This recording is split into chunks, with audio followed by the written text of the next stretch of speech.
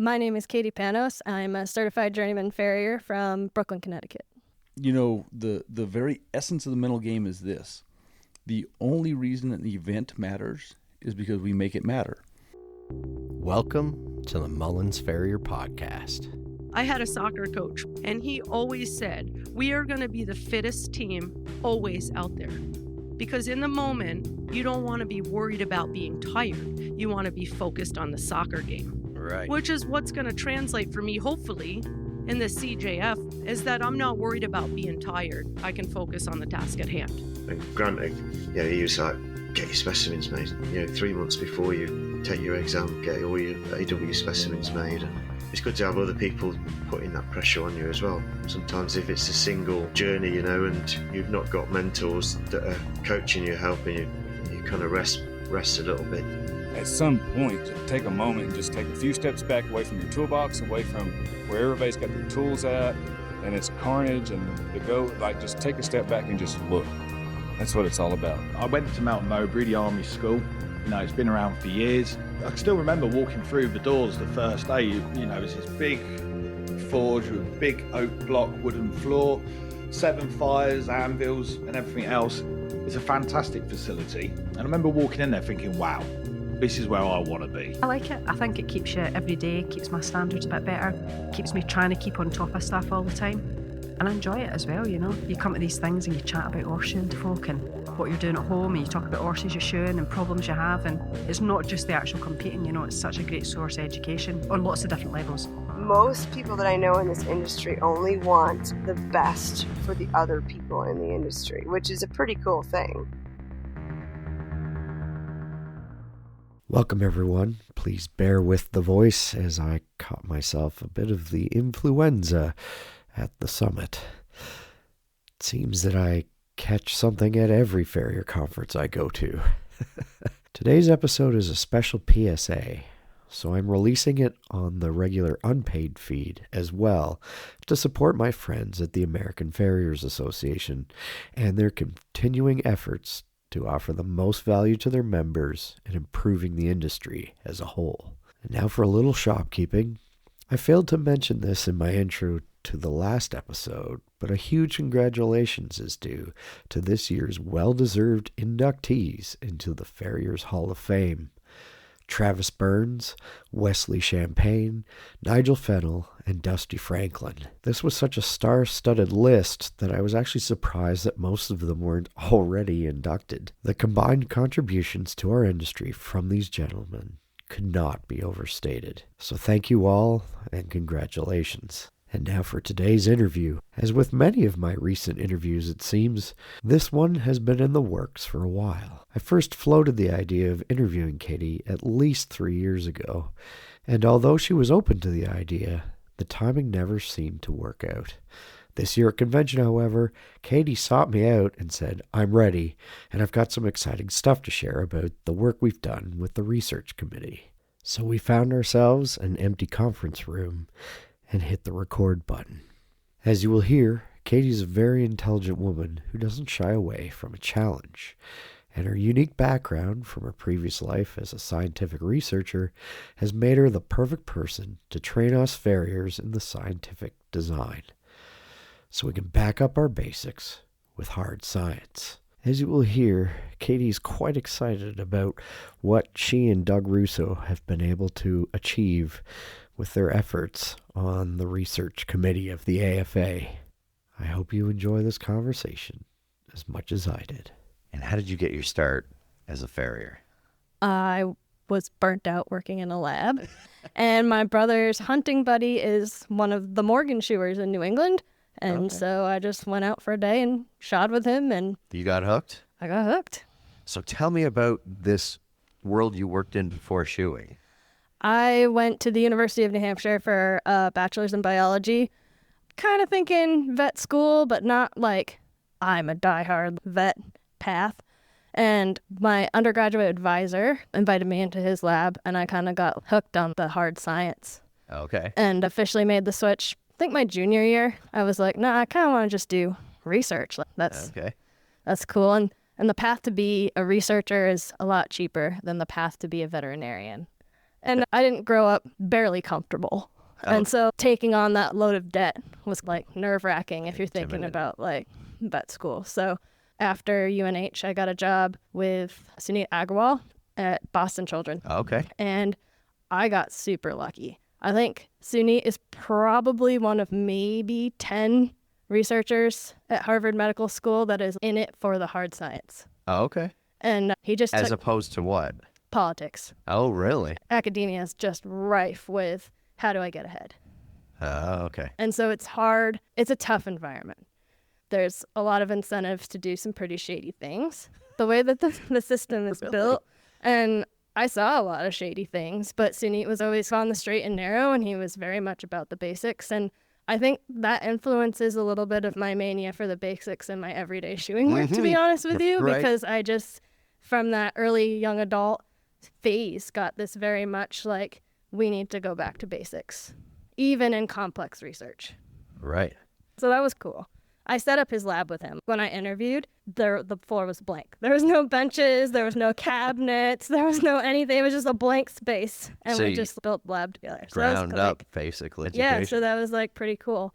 But as a new faculty member at the time, he had just finished his postdoc and finally got his own lab, which is why it was a blank slate. Right.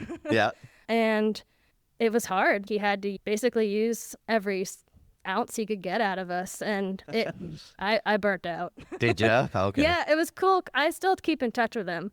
When I'm in Boston, I'll give him a heads up and be like, hey, I'm in the city, and if he can meet up with me, he will. And in one of those times, he did apologize. He's like, I think I played a role in you not being in science anymore, and it bums me out. Oh. And he's involved. I consult him for the Research Association. So he is still kind of an influence still, like even with the stuff I've built here. Right. Yeah. Yeah, well, let's talk about that. You kind of wanted to, didn't you? I sure did. Yeah, okay. So what is it, what format does it take, this little side project that you've done with the AFA?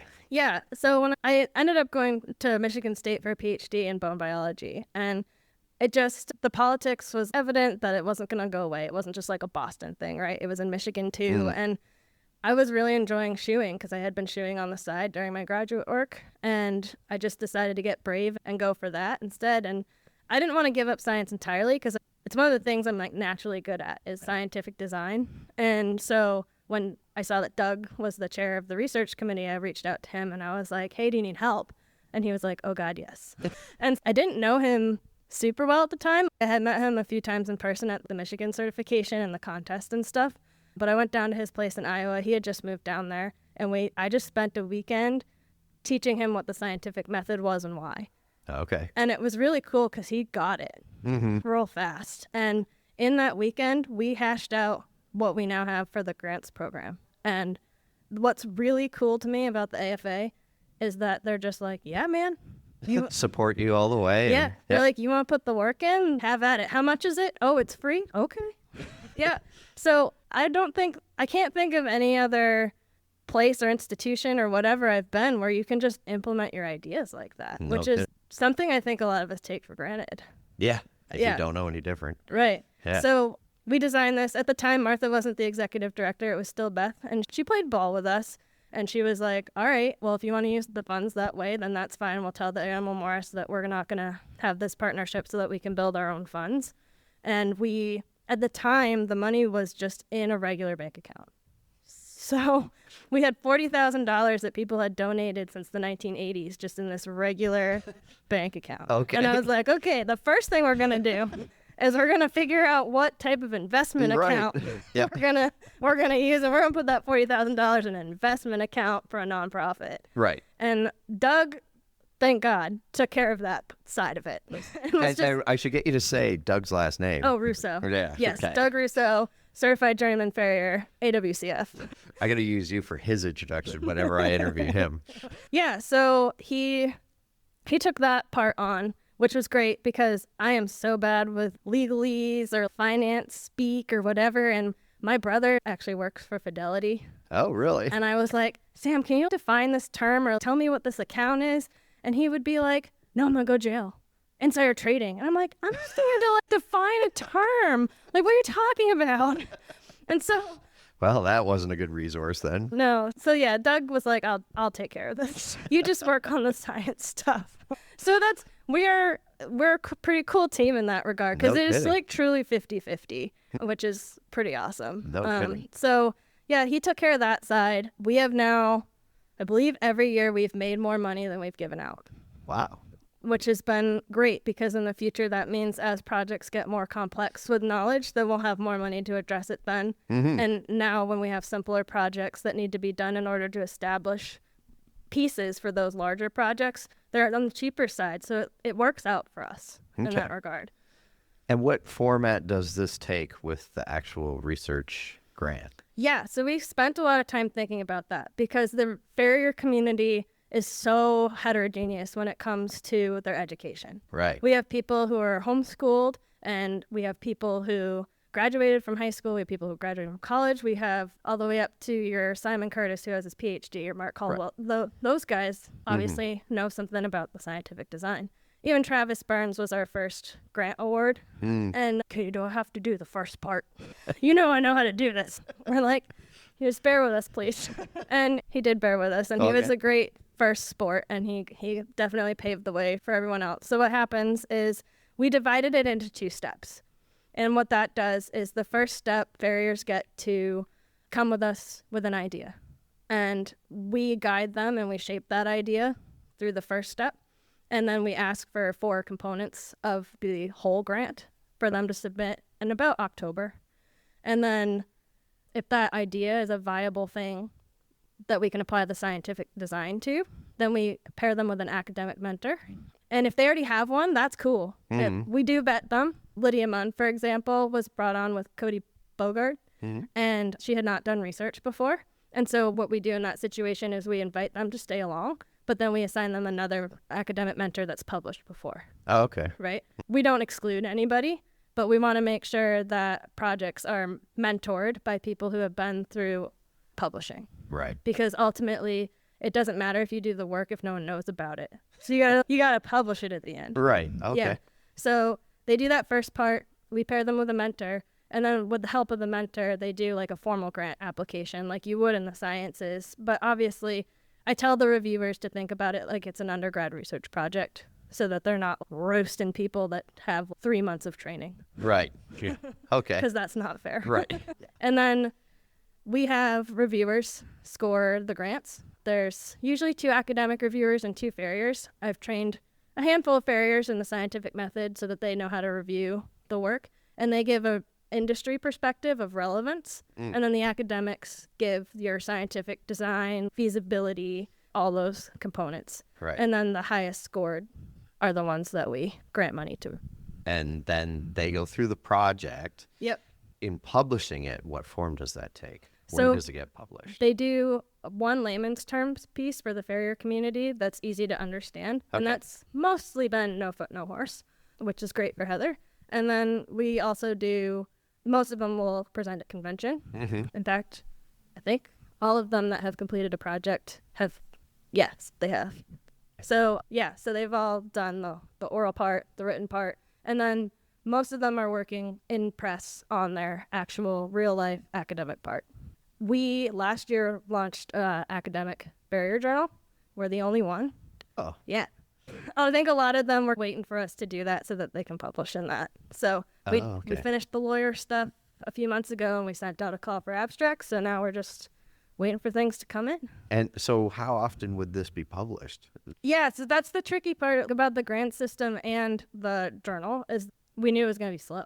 Yeah. And I have 2 friends in publishing. One's from Wiley and one's from Elsevier, and they're the 2 biggest academic publishing companies. Okay. And so luckily I was able to talk to both representative companies, and they both gave me some really good feedback. But basically they were like, if you have an association, you can publish. They're like, you don't have to have editions of anything. Okay. Because of how the online system works. They're like, as long as you maintain a strong bar, someone will pick you up. So in the short term, those articles will be published in print in No Foot, No Horse as Proceedings of the National Farriers Association, Okay. which is the title of the journal. Right. And then they'll be available online to members for free. And then non-members would pay price for the PDF. Okay. So like your vets that are not members or researchers that are not members. Right. Which will help to. Yeah, it goes to the general that. fund. Yeah. Yeah. Very cool. Yeah. So we're pretty excited about it. No kidding. I didn't realize all this was happening in the background. Yes.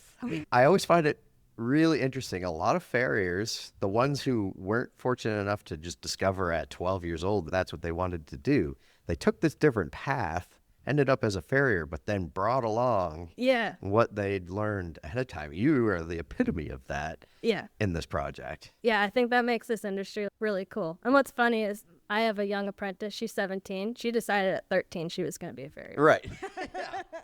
If only I had done that. Yeah. But... Yeah, the challenge there, though, is now I have to mentor her.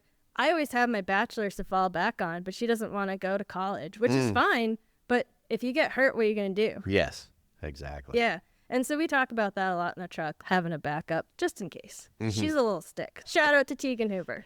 I guess we'll go back to the shoeing.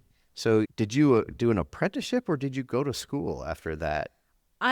Rick kind of told me, I rode with Rick Howe to do the Morgans, and he was like, kind of think that you have some aptitude for this. And I was like, I want to go to Michigan State, so it's fine, whatever. And he tried to find me a school to go to. And initially I was, meh, but I was so burnt out that my husband, who was my boyfriend at the time, was like, you're going to farrier school, goodbye. I'll see you when we're in Michigan. Okay. Yeah, so he pushed me out the door. Oh. And it was the All right for thing you. to do. Yes, it was the correct thing to do. So where did you end up going? I went to Oklahoma Horseshoeing School. Okay. And after 8 weeks is not a very long time. No. And I suffer from imposter syndrome, no doubt. And so I was like, I can't do this by myself. So we moved to Michigan right after that. And for whatever reason, the landlord had turned off the utilities the day before we arrived. So we didn't have any access to shower, electricity, water, anything. So we were just like driving around to charge our phones. And I was like, we might as well go to Barnes and see who's around. Right. Okay. And so I worked with David Halleck for a few years. And then we decided to go back to New England. And in the transition, I just rode with a bunch of different farriers. I think I was in 30 trucks in 2 years. It was pretty cool. Oh, amazing. Yeah. Some people were like, oh, you're doing the American exchange as an American. Wow. Who were some of the highlights of that without putting you on the spot or Oh, sure. offending anybody? Jennifer Horn picked me up and put me back together for sure. I was like, I don't know if I can hack it. And she was like, all right, come up. We're going to make a lamp. And I was like, a what? And I have that lamp. It's on my desk. Yeah, it's still a farrier. Inspirational? Yeah, so she put me back together again. Oh, cool. I rode with Vern and Heather. Yeah. That was good. My best friend went to vet school in Minnesota towards the tail end of when we were in Michigan. And so it was really cool. She has a lot of social anxiety, and she was like, I don't want you to just sit in the apartment while I'm at vet school. And I was like, okay, I'll go ride with Mark Thorkelson. And it worked out great. Yeah, we had a lot of fun, and I kind of miss her being in vet school. Yeah. No kidding. That was nice. Went down to Doug's, I think, a few times. And then when I was in New England, I got really lucky and ended up working with Tim McPhee and Tyler Marshall, Timmy Bulldog. Nathaniel Bruss has helped me a ton. I credit him to a lot of my journeyman success. Okay. And he still helps me. Allie Leggett and I are competing in the 2-man, and we're like, neat, we need help. So I still drive all the way up to New Hampshire for that and stuff. So yeah, a ton of people are a credit to my success. Absolutely. Wow. And then what does your business look like at home? What type of horses do you work on? You clearly have a helper. Yes, the helper is a very new thing. She's Oh, been with me okay. for So like 18 have you months. ever had a helper before? I've had some people visit in the truck. Scott Bushaw was in the truck with me when he was first started. And I'm not going to say I mentored him because he was handier than I was when he got into the truck. But I introduced him to what shoeing is like in Michigan and how you have to adjust your trim for the seasons and the wetness and stuff like that. It's just a different climate from a Heartland, which is where he went to farrier school. And then Jack Trainer was another one. That was, he put his first handmade on one of the Yukon horses when we were doing a study there, which was cool. Oh, okay. So she's like my first like full-time kid. Oh, okay. Yeah. But yeah, I'm mostly backyarders. I got really blessed and lucky. When I moved back to New England, Travis called me up and he was like, hey, my friend Lisa needs a farrier at Yukon. And she's really blunt, but I think you guys are good along. And I was like, okay. And Lisa, he was like, can she call you? I was like, yeah, sure. So she called me and she was like, Travis says you're like really blunt, but he thinks we'll get along. He was playing both sides. He was, yeah. No, and we are now friends. We do get along. And ultimately won the bid there, which was really nice financially because I had just moved across the country again, but also because I had just come out of those like 30 or whatever trucks, and I could put a horse on the cross ties and just be left alone to put it all together. Right. And so that was like pretty pivotal in my career to do that. And I've been there for 5 years, and they've treated me pretty well. I've had to be pretty patient because academics is not like a standard barn. And so they don't get to decide management decisions. Some people who have never been in a horse barn decide management. Bureaucracy. And so there's a few, I'm not mad at you, I'm just mad at your administration. And what does that setup look like?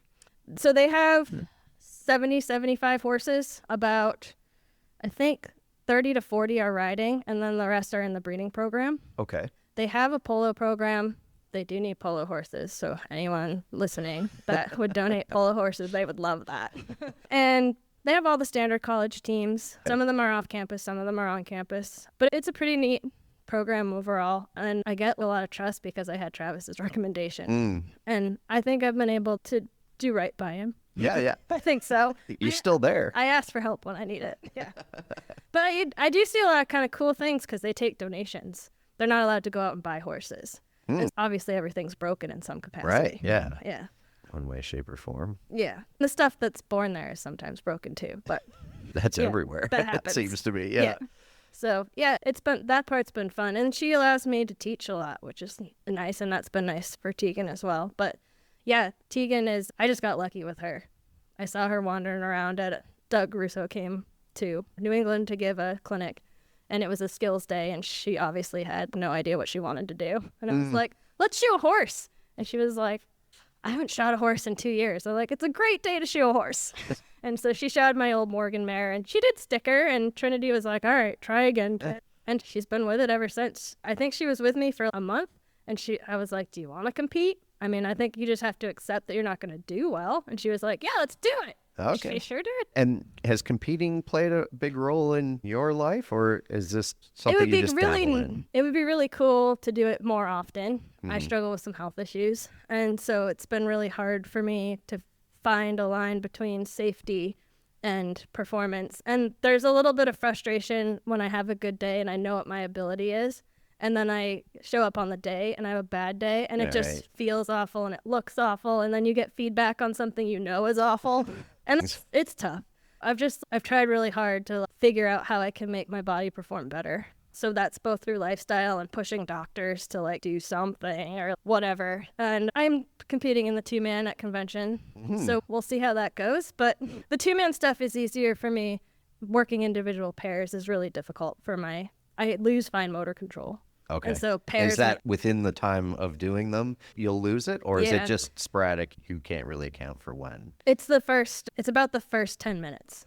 Oh, really? And then if I can get through that, then it gets a little bit better most of the time. Do you think adrenaline plays a role in that? Would that No, hinder it's it, just or? part of the condition that I have. It's called the second wind phenomenon. I thought until 2 years ago that people warmed up because it hurt to do physical activity.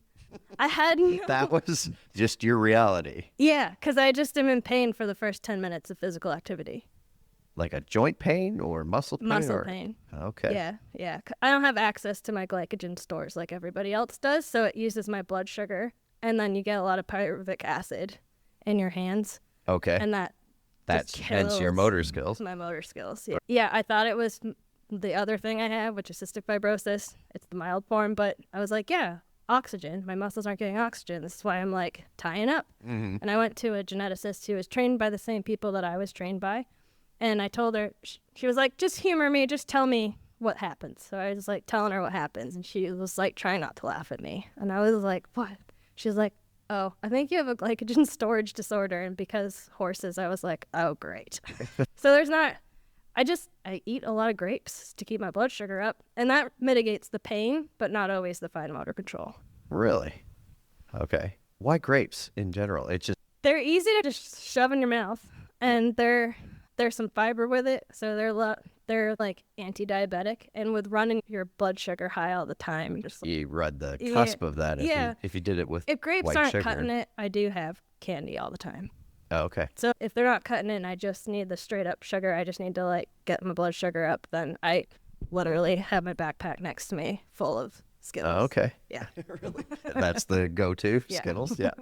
And how does that work in your day-to-day? Will you just have good days? Yeah. Or it's not an issue at all? And or- that's difficult for practice too. Mhm. So it's hard to build habits when you're swinging back and forth. Right. Before I was diagnosed with either condition, I felt like crap all the time. So you just practice because you just feel like crap every day.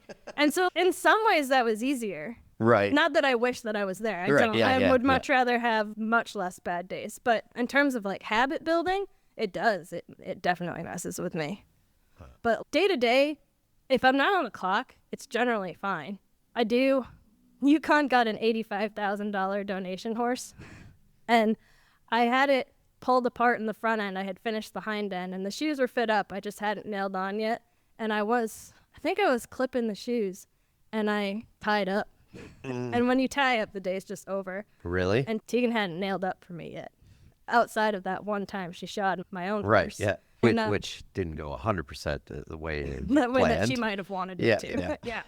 And I was like, today's the day, kid. Mm. And she was like, what? I'm like, you're fine. You did do it. Did fine. It was fine. So if you tie up, that means you That means basically... my muscles are eating themselves. And so it's a process called rhabdomyolysis. It's because I don't have access to that glycogen that muscles usually use for energy. They just break them down themselves. And so what that can lead to is kidney damage. So you just have to stop. Oh, okay. Yeah. I'm pretty useless after that anyway. Can you drive yourself home at that? Yeah, I like usually call my husband just to be safe. But yes, Okay. I can drive myself home. I just can't work on horses anymore. Right. And then after a day... If that you kind of- happens, I'm out for like 4 days. Are you really? Yeah. Okay. Yeah. Is what it is. It Sorry, that doesn't happen sucks. like super often. Like maybe like once a year. Because I can feel it coming on. So Really? if I'm smart, I just stop when I feel it coming on. Mm-hmm. But then there are some days where you're just like, I should Gotta just power like through. really finish this. And that's always dumb decision. And you think about that for 4 days afterwards. Yeah. Right. So is it worth the $250 to finish the full set? Probably not. Right. Yeah. Yeah. When you do the grand scheme math. Yeah. And I'm really lucky. I am in a region that has really supportive community. So I could call up any of the people around me, Mike Paparo, Georgia Berry, Allie Leggett, Arlie Garth, like any of them will be like, yeah, sure. What do you need? You know? And I'm definitely blessed to have that crew. No kidding. I'm fortunate to live in an area like that too. And I often think of the people who are in remote areas or And like, very what do they do? fractious. Yeah. What do you do? Yeah. Right. Yeah. Yeah. I definitely promote the AFA just for that, like the social aspect of it definitely impacts my life even in that way, which most people don't have to think about. Anything else you wanted to touch on before we do the short answer question? I mean, I guess going back to the research committee side of it, Sure. I think it's really hard reading papers, and this has been evident in Journal Club. We do that too. Yes. Journal Club is when somebody reads a paper in depth and they break it down for a group. And then there's a lot of discussion about that paper. And the purpose is you break it down and then you build back up what you think could have been done better. And it's how you learn scientific design. And almost all the research that's done in the foot is done by people who are doing it on behalf of farriers and not doing it with farriers.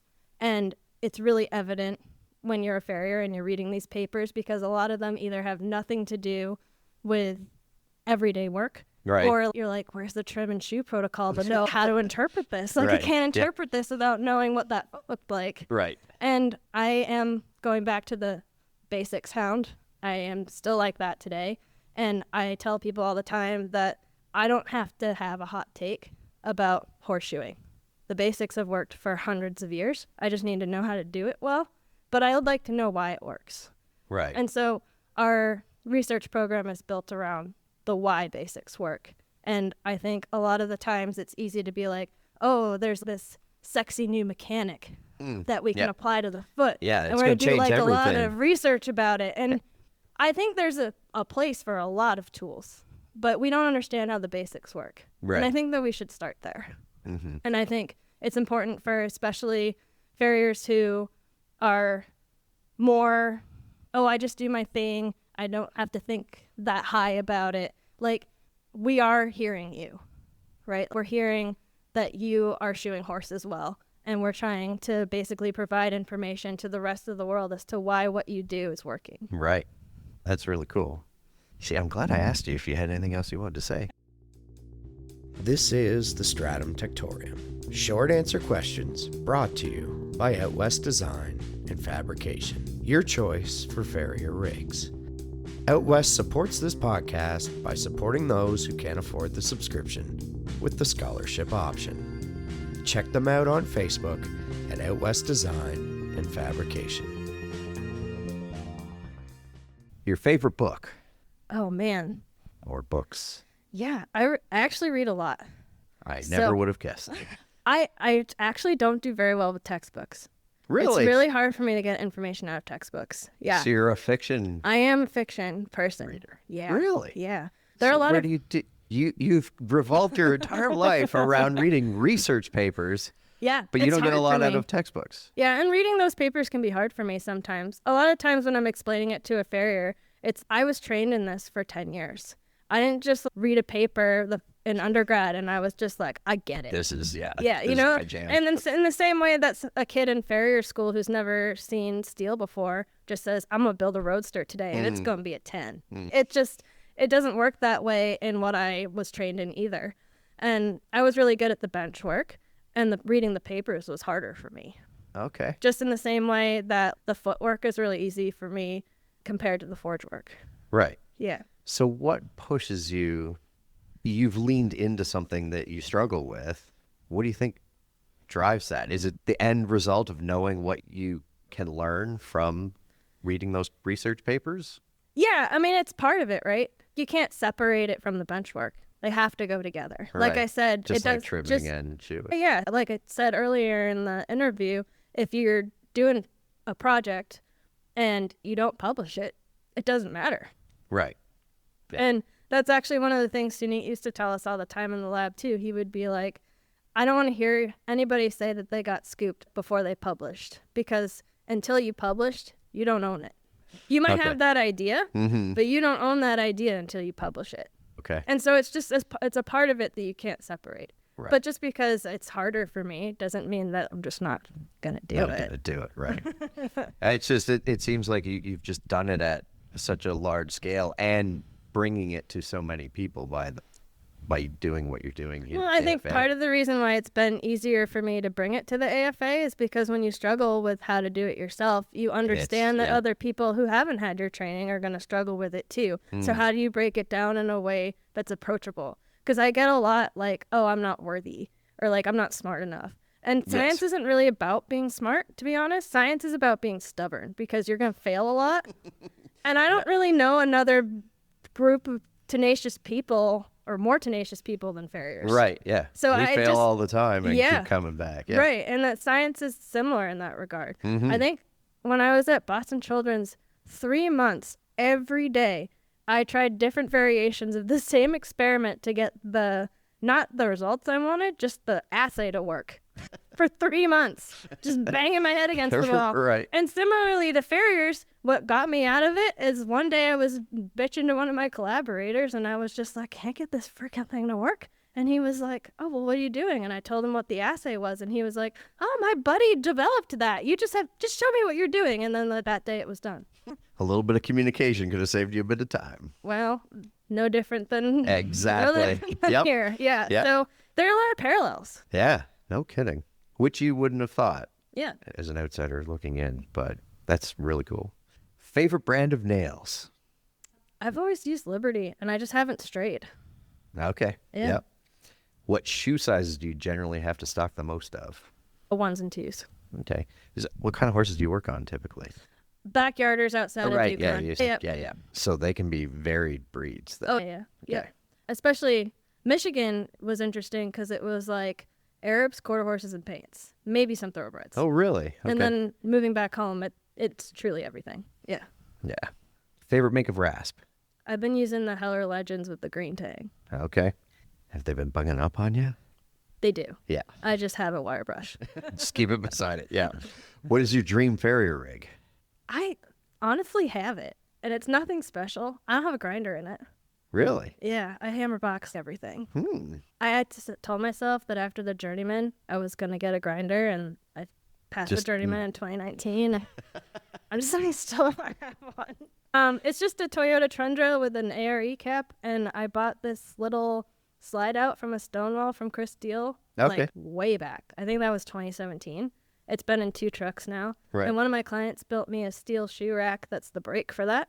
And yeah, I got a little drill press. I got forge, anvil, and everything you need. And golden. yeah, it's simple. It's like hard to lose stuff. It's good. Perfect. Favorite rounding hammer? I'm a Jim Poor girl. It just swings. It just feels the best with the swing. Right. Yeah. Yeah. Favorite type of bar stock to work with? Ooh, I've learned a lot from 3/8x1. Yeah. So I'm gonna go with that. Ditto. Yeah. Favorite pastime after work? I do have some ponies of my own. Really? Yeah. So I like to hang out with them. Okay. Yeah. Do you do anything other than hang out with them? I have a 22-month-old Morgan filly, so she's just whatever, 10 minutes of whatever. Okay. And then my 3.5-year-old Welsh Cobb is learning how to drive. Oh, cool. Yeah. Yeah, she's a lot of fun. She actually got shod for the first time at the SNIFA contest this year. She wasn't 3 yet, and she can't be sedated because she's ridiculously needle shy. And she stood for 6 hours, I think, for 4 different farriers and 6 or 7 different handlers. Oh. And she was just like, okay. I was like, What a gem. That was shocking. Yeah. No kidding. Yeah. Beyond what you were expecting. Yeah. Next thing on your bucket list?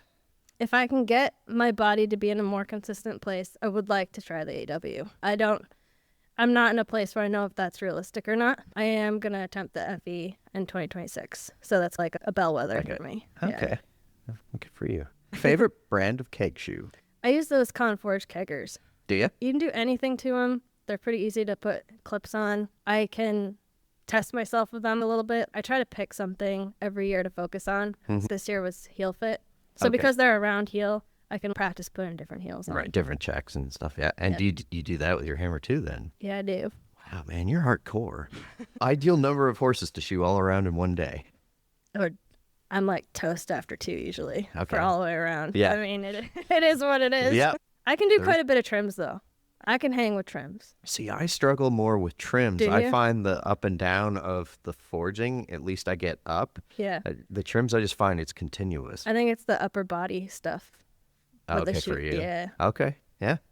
Favorite anvil? I've had an anvil brand. I actually have an anvil brand in both the truck and the shop, and I like it. Yeah. I've worked with Scots. I like those too. Okay, Yep. Favorite inspirational quote? I have not ever thought about that. Okay, that's fine. Do you have a Farrier Terrier? Like a The fairy dog? dog? Yeah. I do not, because I have house bunnies. Do you really? I do, yeah. And my husband is very clear that they were out and loose in the house first, and they cannot go back in cages for a dog. Okay. And truth. How many house bunnies do you have? We have 2. Do you? Yeah. That's really cool. Yeah, because you can litter train them and everything, right? Yeah. They're just like a cat. They're like cat dog horses, because they have the guts of horses, and they're standoffish like cats, but they can be hams like dogs. Right. They're cool. Yeah. Yeah. Yep. Had a couple of rabbits in my day. If you're stumped on a case or need backup, who do you call? Doug Russo is usually my first call, but I use a lot of different people. Okay. Like, I most recently panic called Mike Poe. Okay. Yeah.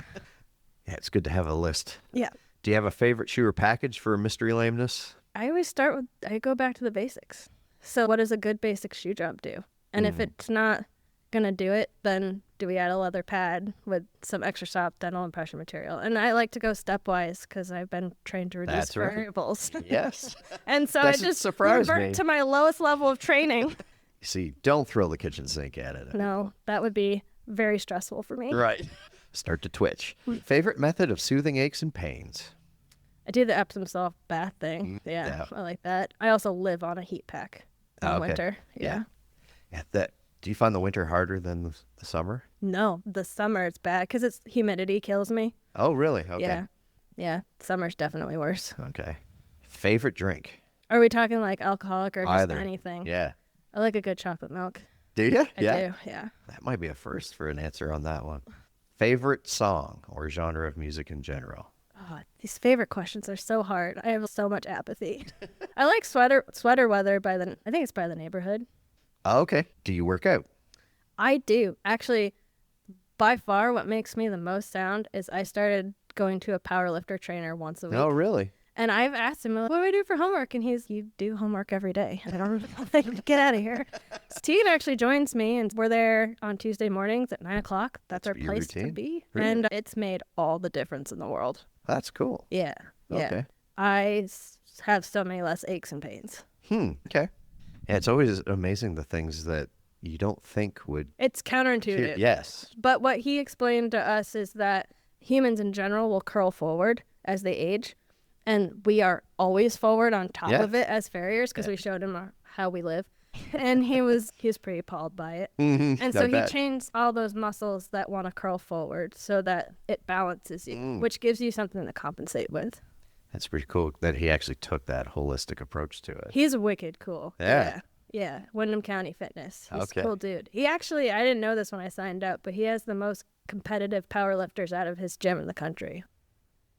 What would you have been if not a farrier? I guess I would have been miserable in academia. That's right. Yeah, that was kind of what I thought Yeah. was going to be your answer. The COVID question, who would you want to be stuck in a shop with for a month? Oh, I might go with Heather Boschman. I mean, we're compulsory convention roomies, so I Right. know we do well You could together. survive. Yeah. Okay. And then I have this newer question I've been asking. Real or imagined, your ideal shoeing day, whether you've had that once and it just a standout day or what it would look like. In terms of my best work, this is kind of hilarious. If I'm mad, God, our horse is well shod. Really? Yeah, I don't know why that is, but it is like, it can turn the day around because you're like, at least at the end of it, those horses were well shod. And there have been a few days where I've been pissed off, and then I turn around and reflect on my work, and I'm like, yeah, I nailed that. What do you think does that? I don't know. Maybe just that I'm so focused on something else that it takes like the over analytical part Right, out of yeah. it. I don't know. You But stop second guessing But what you're then doing? I have an at least, which is kind of cool. Not that I want to be mad, but no, I do like to be in other rigs. So just having, I think Farrier is better as a team sport. Yes. So Yeah. I think like reflecting on trucks that I've been in, there have been a lot of best days that just having fun with other farriers. Mm-hmm. Yeah. Cool. That's a great answer. Well, thank you for doing this. Thank you for having me. I know I've been kind of harassing you for a couple of years now. And I just haven't been able to make ends meet with that. Well, I'm glad you finally did. Yeah, thank you.